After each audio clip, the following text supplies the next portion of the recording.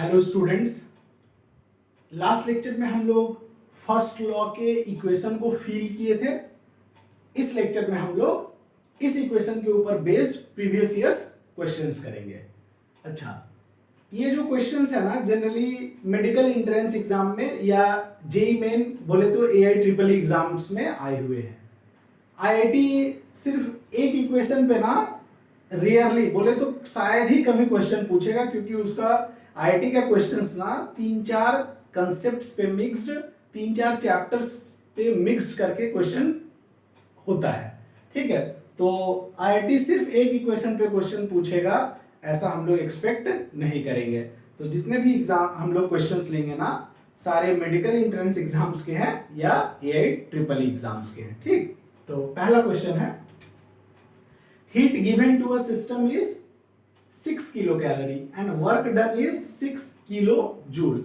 यहाँ कैलोरी बोला है, यहाँ जूल बोला है, ध्यान रखें हम लोग एक ही यूनिट में कन्वर्ट कर लेंगे। The change in internal energy is, और आंसर में हमें जूल ही दिख रहा है, तो बहुत अच्छे से फील करते हुए बना। Heat given to a system is 6 kilo calorie, मतलब सिलेंडर पिस्टन थोड़ा सा दिमाग में एज्यूम कर लो या फोटो बना लो तो बहुत अच्छा लगता है।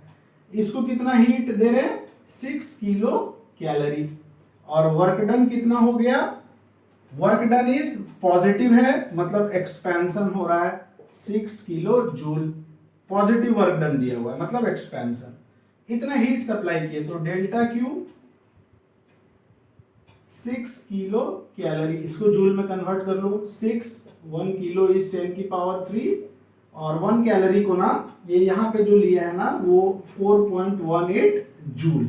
ठीक है, और इसको करोगे तो ये आता है 25080 जूल। ठीक है ना, मेरे पास लिखा हुआ, तुम लोग करोगे तो यही आएगा। ठीक है, ये चीज, तो इतना हीट एनर्जी सप्लाई किया था सिस्टम को। वर्क डन कितने का हो गया, delta W is 6 kilo joule, बोले तो 1 किलो इज 1000, 6000 जूल। बहुत सिंपल, तो लगा दो फर्स्ट लॉ का equation, delta Q is delta U plus delta W. Heat supplied 25080, work done is 6000, तो change in internal energy is, ये इधर आएगा 25,000 में से 6000 तो 19,000, और ये बच जाएगा 19,080 जूल। ये बहुत क्लोज है 19,100 जूल के। ठीक, और ये 19.1 किलो जूल हो गया। देखो 19.1 किलो जूल, तो ऑप्शन हो जाएगा अपना ए करेक्ट। ये क्वेश्चन देखो कितने सारे एग्जाम्स में आ गया, और है नहीं कुछ नहीं, जितना बड़ा क्वेश्चन है उससे छोटा सोल्यूशन है, एक लाइन का। Amount of heat given to a system is 35 joule. थोड़ा सा मन में सोचो कि हीट कितना दे रहे हैं, 35 joule, and amount of work done on the system is 15 joule. On the system, on the system मतलब ना कंप्रेशन। ठीक है, प्लस मत लिखने जाओ, 15 बोले तो प्लस ही होता है। ठीक है, देखो ये वर्ड ज्यादा इंपॉर्टेंट है, ऑन द सिस्टम। अगर बोलेगा amount of work done on the system, on the system मतलब ऑन, गैस के ऊपर काम किया जा रहा मतलब कंप्रेशन। और एक्सपेंशन के लिए क्या लिखते हैं, amount of work done by the system. Gas work कर रहा होता है, work done by the system is expansion and on the system is compression. ये समझ में आ गया, तो एक लाइन का आंसर है। Then the change in internal energy of system is heat supplied 35 joule और work done on system 15 joule. तो इंटरनल एनर्जी कितने से बढ़ जाएगी, देखो इधर से 15 जूल आ रहा है, इधर से 35 जूल आ रहा है, तो internal energy is plus 50 joule. Change in internal energy is plus 50 joule. Equation से भी आएगा, delta Q is delta U plus delta W. Heat supplied, heat given को हम लोग पॉजिटिव ही बोलते हैं, तो 35। चेंज इन इंटरनल एनर्जी पूछा है, और work done on the system बोले तो कंप्रेशन, कंप्रेशन को वर्क डन हम लोग निगेटिव लिखते हैं, तो change in internal energy is 35 plus 15 बोले तो change in internal energy is 50 joule, internal energy increases. और यहां से भी दिख रहा था 35 इधर से आ रहा था, 15 इधर से आ रहा है, तो increase in internal energy is plus 50 joule, option number D. उन लोग के मन में सवाल आता होगा कि सर ये आप क्वेश्चंस कहाँ से लिखते हैं, तो हम फर्स्ट लेक्चर में भी बताए थे, अभी भी बता दे रहे कि एक फिजिक्स की प्रीवियस ईयर्स की बुक आती है एररलेस फिजिक्स, ये क्वेश्चंस ना हम वहीं से ले रहे हैं। और जो मेडिकल का प्रिपरेशन कर रहे हैं ना, उसके लिए एररलेस फिजिक्स बुक मुझे बहुत अच्छी लगती है, काफ़ी हेल्पफुल होगा अगर तुम लोग उसे परचेज भी कर लेते हो तो, ठीक है, मेडिकल प्रिपरेशन वालों के लिए। तो क्या बोल रहा है, in changing the state of thermodynamics from A to B, ठीक है, थर्मोडायनेमिक स्टेट चेंज हो रहा है, हीट रिक्वायर्ड इज क्यू। तो फिर से मन में इमेजिन किए, थोड़ा सा फोटो बना लिए, हीट कितना रिक्वायर्ड है Q, and work done by the system is W. और अभी जस्ट इसके पहले ही समझाए थे, work done by the system बोले तो एक्सपेंशन है ना, by the system expansion, on the system compression, ठीक है। The change in its internal energies लिखो, delta Q is delta U plus delta W. Heat required is मतलब heat supply क्या आ रहा है क्यू, ठीक है, और वर्क डन क्या है W. Then change in its internal energy is, change in its internal energy is Q minus W, और ये है अपना option number Q minus W is B. Question देखो, वीडियो पॉज कर लो और खुद ट्राई करने की कोशिश करो, तरीका बता दिए शुरू में ही, है ना। बन जाए तो बहुत अच्छी बात, नहीं बने तो सॉल्यूशन देख लो। क्या बोल रहे, latent heat of vaporisation of water is 2240 joule per gram. Latent heat क्या होता है बाबू, कि जब फेज चेंज हो रहा होता है और टेम्परेचर कांस्टेंट होता है, मतलब आइस जब सॉलिड स्टेट बोले तो ice at 0 degree to convert होगा वाटर एट 0 डिग्री में, तो उसे बोलते हैं लैटेंट हीट ऑफ फ्यूजन। और जब water vapour at 100 degree centigrade, ठीक है ना, water at 100 degree centigrade convert होगा water vapour at 100 degree centigrade, तो उसे बोलेंगे लैटेंट हीट ऑफ वेपराइजेशन, है ना। तो सोचो यहाँ पे कि 1 ग्राम वाटर है, ये 100 डिग्री सेंटीग्रेड है liquid water, 1 gram water at 100 degree centigrade converted into water vapour या स्टीम एट 100 डिग्री सेंटीग्रेड। तो इसे 1 ग्राम को कितनी एनर्जी चाहिए होती है, 2240 जूल दिया हुआ है। If the work done in the process of expansion of 1 gram is 168 joule. अच्छा, ये पूरा 1 gram water at 100 degree convert होगा 1 gram water vapour at 100 degree. तो ये देखो, पहले तो वॉल्यूम इसका इतना ही है, अब ये वाटर वेपर बोले तो स्टीम बोले तो गैस में कन्वर्ट होगा, तो इसका वॉल्यूम तो बढ़ जाएगा, और वॉल्यूम बढ़ जाएगा मतलब ये एक्सटर्नल सराउंडिंग के अगेंस्ट वॉल्यूम बढ़ा रहा है, तो इसे वर्क करना पड़ेगा। और वर्क कितना दिया हुआ है 168 joule. First law of thermodynamics बताते समय बताए थे ना कि first law of thermodynamics can be applied to any system, ये लिक्विड सिस्टम हो, गैसियस सिस्टम हो, सॉलिड सिस्टम हो, सब जगह एप्लीकेबल है। तो 1 ग्राम को एनर्जी सप्लाई, हीट सप्लाई की इतना, और अपना वॉल्यूम एक्सपैंड होने में ये एनर्जी खर्च किया 168 जूल। तो increase in internal energy is, तो लगा दो equation, delta Q is delta U plus delta W. Heat supplied है 1 ग्राम को 2240, इंक्रीज इन इंटरनल एनर्जी नहीं पता, और वर्क डन कितना किया अगेंस्ट एक्सपेंशन, एक्सपैंड होने में, लिक्विड से स्टीम बनने में 168 जूल। तो change in internal energy is 2240 minus 168, तो ये आएगा 140 और 28 2072 जूल, ठीक है, ऑप्शन नंबर सी। अच्छा, बोलोगे सर इंटरनल एनर्जी कैसे बढ़ गई, तो जब लिक्विड था तो मॉलिक्यूल्स की मोशन ना कम वायलेंट थी, जैसे ही गैस में कन्वर्ट हो गया ना, तो गैसेस आर फास्टर, ठीक है ना, गैस मॉलिक्यूल्स फास्ट मूव करने लगते हैं, मतलब उसकी काइनेटिक एनर्जी बढ़ गई, बोले तो इंटरनल एनर्जी बढ़ गया, ठीक है ना। वाटर से वाटर वेपर बनने के बाद काइनेटिक एनर्जी बढ़ गई, बोले तो इंटरनल एनर्जी बढ़ गया, और वही इंटरनल एनर्जी 2072 जूल से बढ़ा है। नेक्स्ट क्वेश्चन अपने पास है AIEEE में आया हुआ, बोले तो अभी का जेई मेन। वीडियो पॉज कर लो, खुद से ट्राई करने की कोशिश करो। तो बोल रहा है 100 gram of water is heated from 30 degree centigrade to 50 degree centigrade, ठीक, ignoring the slight expansion of water, change in internal energy is. अच्छा, इसके पहले लेक्चर में हम फर्स्ट लॉ ऑफ थर्मोडायनेमिक्स जब समझा रहे थे तो तुम्हें बताए थे कि first law of thermodynamics can be applied to any system, solid, liquid और गैस।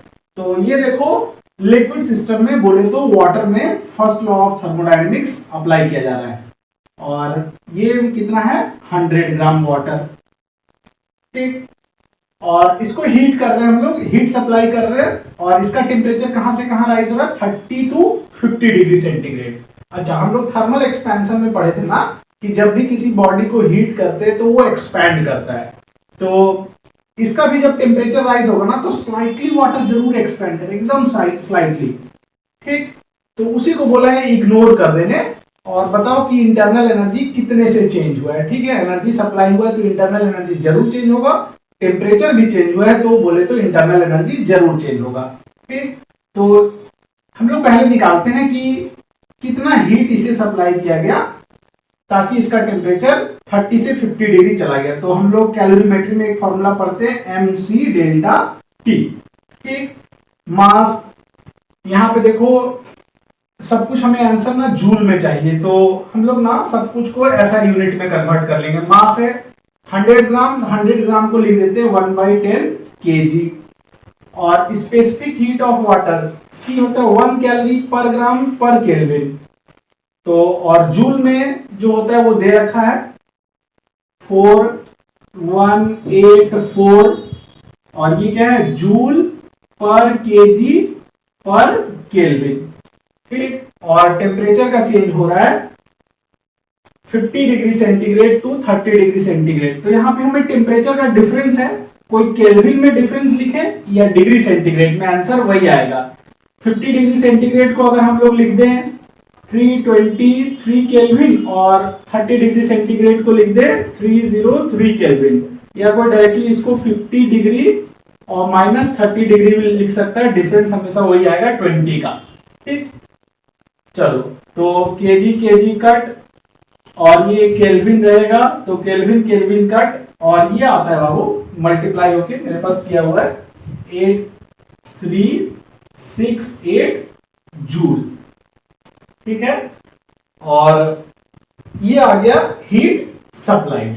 अच्छा, हीट इतना हम लोग सप्लाई किए ताकि इसका टेम्परेचर 30 से 50 डिग्री हो जाए। हमें पूछा है change in internal energy is, तो लगा दो first law of thermodynamics, delta Q is delta U plus delta W, ठीक, फर्स्ट लॉ का ये इक्वेशन। और ये बोलो, ये इंपॉर्टेंट है कि ignoring the slight expansion, expansion बोले तो वॉल्यूम जरूर चेंज होगा, और वर्क डन हम लोग जानते हैं होता है P dV, dV is change in volume, तो जो भी इसका वॉल्यूम चेंज हुआ है ना उसको इग्नोर कर दो, बोले, और वॉल्यूम भी बहुत स्लाइट चेंज हुआ है ना तो नेग्लिजिबल चेंज, तो dV इज नेग्लिजिबली जीरो या वेरी क्लोज टू जीरो, तो वर्क डन हो गया 0, ठीक। हीट सप्लाइड है अपना 8368 joule is equal to change in internal energy, और वर्क डन क्या हो गया 0, क्यों, क्योंकि हम लोग एक्सपेंशन बोले तो एक्सपेंशन हम लोग बोले थे ना, गैस जब एक्सपैंड होता है तो वर्क डन पॉजिटिव, कंप्रेस होता है वर्क डन नेगेटिव, तो लिक्विड यहाँ एक्सपैंड हुआ और उसको इग्नोर करना है तो वर्क डन इज 0, तो डायरेक्टली आंसर आ गया change in internal energy plus 0 को हटा सकते हैं, तो change in internal energy is equal to heat supplied, और ये देखो किसके क्लोज है 83648, ये नियरली है 8400 के क्लोज, और 8400 को क्या लिख सकते हैं, 8.4 किलो जूल, है ना। तो आंसर हो जाएगा अपना ऑप्शन बी। ठीक, ये हो जाएगा चेंज इन इंटरनल एनर्जी। ये भी अच्छा क्वेश्चन। क्या बोल रहा है कि a perfect gas goes from state A to state B by absorbing this much amount of heat and doing this much amount of work. तो कोई परफेक्ट गैस है, स्टेट चेंज हो रहा है, मतलब कुछ ऐसा हो रहा होगा। थोड़ा सा ये डायग्राम बना लेने से फील आ जाता है, ये आप बहुत एक्सपर्ट हो जाओगे ना, तो हम तो बिना डायग्राम बनाते हुए फील कर लेते हैं, लेकिन तुम लोग के लिए बना रहे बस ताकि अच्छे से समझ पाओ। ये मान लो स्टेट ए है, ठीक, यहाँ पे प्रेशर वॉल्यूम टेम्परेचर कुछ है, और ये जब पिस्टन अगर ऊपर चला जाएगा, ठीक है, तो प्रेशर वॉल्यूम टेम्परेचर चेंज हो सकता है, वॉल्यूम तो चेंज होगा ही होगा, और जब प्रेशर वॉल्यूम चेंज होता है ना, तो वॉल्यूम चेंज होता है तो कोई तीसरा या अदर क्वांटिटी भी चेंज हो सकता है। तो ये स्टेट बी है। स्टेट ए यहां से ऊपर चला गया, स्टेट बी, अच्छा ऊपर क्यों गया, क्योंकि ये बोला है एक्सटर्नल वर्क। तो goes from state A to state B by absorbing heat, कितना हीट ये अब्सॉर्ब कर रहा है, 8 इंटू 10 की पावर 5 जूल, एंड डूइंग, देखो doing positive of external work, इसीलिए हम लोग इसको ऊपर उठाए, एक्सपैंड किया है, वर्क पॉजिटिव है तो एक्सपेंशन। ठीक, तो वर्क, ये हीट एब्जॉर्ब किया, वर्क हमें दिया हुआ है, तो चेंज इन इंटरनल एनर्जी निकाल लेते हैं। Delta Q is delta U plus delta W. ठीक, तो हीट एब्जॉर्ब दे रखा है 8 इंटू 10 की पावर 5 जूल, पॉजिटिव है मतलब एब्जॉर्ब हुआ है। वर्क डन भी पॉजिटिव, और ये है 6.5 इंटू 10 की पावर 5 जूल। ठीक, तो चेंज इन इंटरनल एनर्जी क्या हो गया, इंटरनल एनर्जी जरूर चेंज हुआ है, टेम्परेचर चेंज हुआ तो इंटरनल एनर्जी चेंज, ए से बी जाने में। तो change in internal energy is 8 minus 6.5 is 1.5, और ये 10 की पावर 5 जूल। ठीक, चेंज इन इंटरनल एनर्जी हमें ए से बी प्रोसेस का मिल गया। अब बोल रहा है it is now transferred between same two states in another process in which it absorbs this much amount of heat. तो बोला कि दूसरा एक प्रोसेस है और उसमें भी ना परफेक्ट गैस को सेम टू स्टेट्स के बीच ट्रांसफर किया जा रहा है। बोले तो ये भी ए स्टेट से, ठीक है, बी स्टेट को ट्रांसफर किया जा रहा है दूसरे प्रोसेस में। तो फिर से ये थोड़ा सा बना लो, ए से बी, और यहां पे ये कितना हीट एब्सॉर्ब कर रहा है, 10 की पावर 5 जूल। ठीक, अच्छा इंपॉर्टेंट क्या है कि दोनों जगह ना स्टेट चेंज हो रहा है, A to B, A to B. तो हम लोग जानते हैं कि इंटरनल एनर्जी ना स्टेट फंक्शन होता है, सिर्फ इनिशियल एंड फाइनल स्टेट पे डिपेंड करता है। तो यहां पे जो चेंज इन इंटरनल एनर्जी है ना, वही यहां पे भी चेंज इन इंटरनल एनर्जी होगा। ये की कंसेप्ट है कि सेम टू स्टेट्स के बीच अगर ट्रांसफर हो रहा है तो change in internal energy will be same. बस यही एक इंपॉर्टेंट लाइन था। इतना हीट सप्लाई ये एब्जॉर्ब किया है और पूछ रहा है then in the second process work done के ऊपर कमेंट पूछ रहा है। तो लगा दो first law of equation, delta Q is delta U plus delta W. Heat absorb दे रखा है 10 की power 5, change in internal energy same state से हुआ है, हम लोग को पता चल गया 1.5 इंटू 10 की पावर 5 जूल, और वर्क डन फिर हमें पूछा ही है तो वर्क डन कैलकुलेट। अच्छा ये मान लो x है तो ये 1.5x है, तो इधर आएगा तो माइनस 0.5x, ये 0.5 इंटू 10 की पावर 5 जूल, और ये हुआ वर्क डन। कोई नहीं, ये तो सिंपल है, कर ही लोगे, ये इधर आएगा तो आंसर ये हो जाएगा। वर्क डन माइनस 0.5 इंटू 10 की power 5 joule, work done negative, negative मतलब work is done on gas. अगर वर्क डन पॉजिटिव होता तो work is done by gas, expansion. Negative work is done on gas, compression.